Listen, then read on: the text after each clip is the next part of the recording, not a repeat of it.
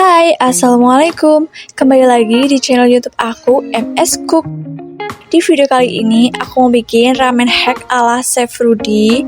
Aku nggak bisa kalau nggak nyobain resep yang satu ini. Ini tuh udah berseliweran mulu di FYP aku.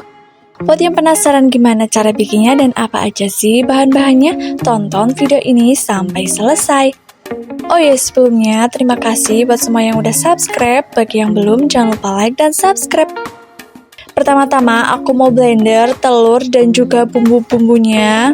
Ada air, minyak goreng, air jeruk nipis, gula dan juga garam.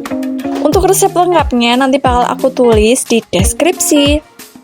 Nah, yang gak boleh ketinggalan adalah desaku cabai bubuk dan juga desaku bawang putih bubuk. Kemudian tinggal di blender sampai teksturnya tuh creamy kayak begini.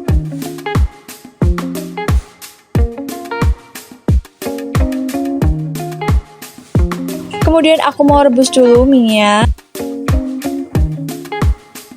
Masukkan mie dan juga airnya. Masukkan bumbu-bumbunya. Beri lada bubuk. Masukkan saus creamy yang tadi. Nah, ini tinggal diaduk rata aja, guys. Kemudian masukkan topping sesuai selera. Aku mau tambahkan telur rebus dan juga bakso. Nah, ini dia ramen hack ala Chef Rudy udah jadi.